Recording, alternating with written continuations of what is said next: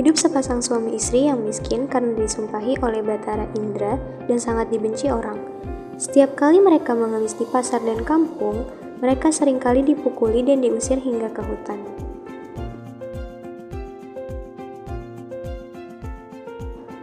Oleh karena itu, tinggallah sepasang suami istri itu di hutan dan memakan batang kayu dan buah-buahan. Setelah beberapa lama, istri si miskin hamil selama 3 bulan.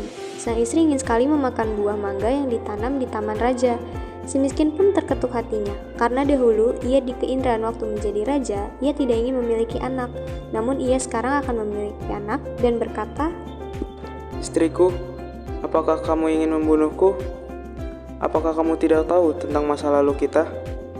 Jangan meminta sesuatu, kita tidak bisa mengambil buah mangga yang ada di taman raja." Setelah istrinya mendengar semua perkataan suaminya itu, ia semakin menangis. Lalu suaminya berkata, "Diamlah istriku, jangan menangis. Aku akan mencarikan buah mangga itu dan memberikannya padamu." Sang istri pun berhenti menangis, lalu si miskin pergi ke pasar mencari buah mangga. Setelah sampai di pedagang buah mangga, ia ragu untuk meminta buah mangga karena ia takut orang akan memukulinya. Dan sang pedagang buah mangga pun bertanya, "Hai miskin, apa yang kamu inginkan?" "Jika Tuan mempunyai belas dan kasihan, berikanlah saya sebiji buah mangga yang sudah busuk, Tuan." Orang yang berada di pasar pun menjadi iba karena mendengar kata-kata si miskin itu. Lalu orang yang berada di pasar tersebut memberikan si miskin buah mangga, makanan, dan bahkan pakaian serta buah-buahan lainnya. Si miskin pun heran karena biasanya ia diusir, dipukul, hingga dilempari kayu dan batu. Setelah ia berpikir seperti itu di dalam hatinya, ia pun pergi ke hutan untuk menemui istrinya. "Istriku, ini buah mangga, makanan, pakaian, dan beberapa buah-buahan." Kemudian istrinya menginjak-injak apa yang diperoleh si miskin tersebut sambil menceritakan apa yang terjadi. Istrinya pun menangis dan tidak mau makan jika bukan buah mangga yang ditanam di taman raja dan berkata, "Biarkan saja aku mati." Si miskin pun sangat terpukul melihat perbuatan istrinya. Kemudian ia pergi menghadap Maharaja Indradewa yang saat itu sedang mengadakan pertemuan raja. Lalu ia masuk ke dalam dan Baginda Raja pun berkata, "Hai miskin, apa yang kamu inginkan?"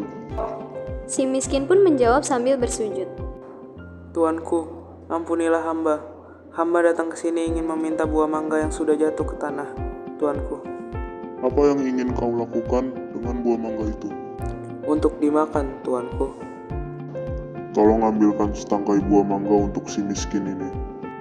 Kemudian diambilkan sebuah mangga tersebut untuk si miskin yang sedang sujud kepada Baginda Raja.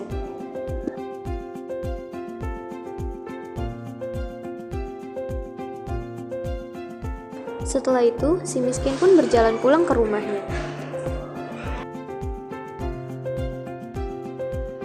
Setelah dilihat oleh sang istri, akan si miskin datang membawa setangkai buah mangga, ia pun tertawa senang sambil memakan buah mangga tersebut. 3 bulan kemudian, sang istri menangis ingin makan buah nangka yang ditanam di taman raja.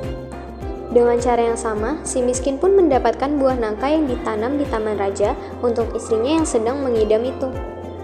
Selama istri si miskin hamil, banyak makanan, pakaian, beras, dan peralatan yang diberikan kepadanya.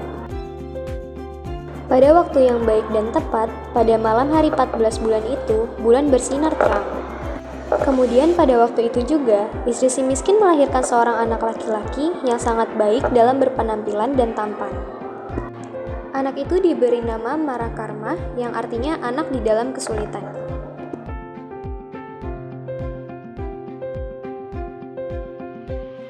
Dengan takdir Allah Subhanahu wa Ta'ala melimpahkan kepada hambanya, si miskin pun menggali tanah untuk membuat tempat tinggal untuk keluarganya.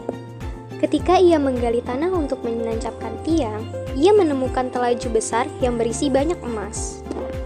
Istrinya pun datang untuk melihat dan berkata, "Emas ini tidak akan habis sampai anak cucu kita, suamiku."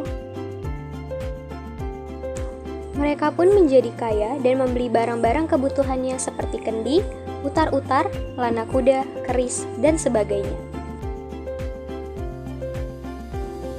Setelah kembali dari membeli barang-barang tersebut, ia mandi dengan jeruk nipis, menimang anaknya, dan berseru, "Jika engkau sungguh-sungguh anak dewa yang ingin menerangkan wajah ayahanda ini, biarkan negeri di hutan ini menjadi negeri yang lengkap dengan kota, parit, dan istana, serta menteri, rakyat, dan semua raja-raja besar."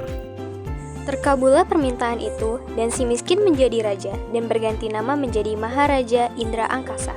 Dan istrinya berganti nama menjadi Ratna Dewi, dan negeri itu dinamakan Puspasari. I used to think that I